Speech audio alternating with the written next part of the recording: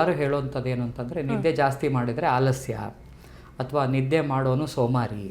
So ಇದೆಲ್ಲದನ್ನು ನಾವು ಕೇಳ್ತಾ ಇರ್ತೀವಿ, ಬಟ್ ಇದು ಸತ್ಯ ಅಲ್ಲ. ಸೊ ಎಲ್ಲರಿಗೂ ನಿದ್ದೆ ಬೇಕೇ ಬೇಕು. ಆ್ಯಂಡ್ ನಮ್ಮ ಪೂರ್ವಜರು ಹಿಂದೆ ನಿದ್ದೆಯನ್ನು ಎಷ್ಟು ಇಂಪಾರ್ಟೆಂಟ್ ಇಟ್ಕೊಂಡಿದ್ರು ಅಂದರೆ, ನಿದ್ದೆ ಬಿಟ್ಟು ಯಾವ ಕೆಲಸನೂ ಮಾಡು ಅಂತ ಹೇಳಿಲ್ಲ.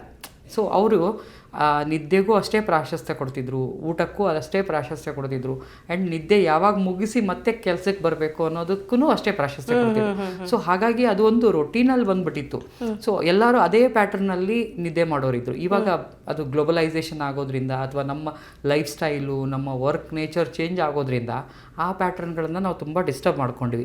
ಮೊದಲೆಲ್ಲರದು ಏನಿತ್ತು ಅಂತಂದರೆ, ಅದಕ್ಕೊಂದು ಪ್ಯಾಟ್ರನ್ ಇತ್ತು. ಬೆಳಗ್ಗೆ ಇಷ್ಟೊತ್ತಿಗೆ ಹೇಳ್ತಿದ್ರು, ರಾತ್ರಿ ನೀವು ನೋಡಿ ಇವಾಗಲೂ ಹಳ್ಳಿಯಲ್ಲಿ ಹೋದ್ರಿ ಅಂದರೆ 7:30-8 ಗಂಟೆ ಆದಮೇಲೆ ಆ ಹಳ್ಳಿಯಲ್ಲಿ ಯಾವುದೇ ರೀತಿ ಆಕ್ಟಿವಿಟಿ ಇರಲ್ಲ.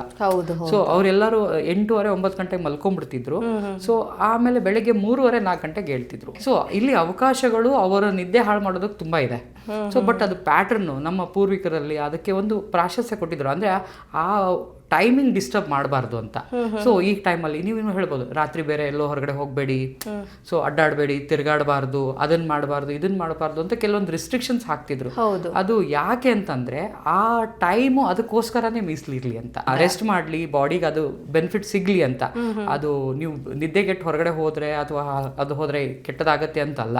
ಸೊ ಅದಕ್ಕೊಂದು ಏನು ಅದಕ್ಕೆ ಹೇಳ್ತೀವಿ, ಒಂದು ಪದ್ಧತಿಗಳನ್ನು ಹಾಕ್ಕೊಟ್ಟಿದ್ರು. ಇವಾಗ ಆ ಪದ್ಧತಿಗಳು ಹೋಗಿ ಗ್ಲೋಬಲೈಸೇಷನ್ ಅನ್ನೋದು, ಸೋಷಲಿಸಮ್ ಅನ್ನೋದರಿಂದ ನಮಗೆ ಅವಕಾಶಗಳು ನಿದ್ದೆಗೆಡೋದಕ್ಕೆ ತುಂಬ ಇದೆ.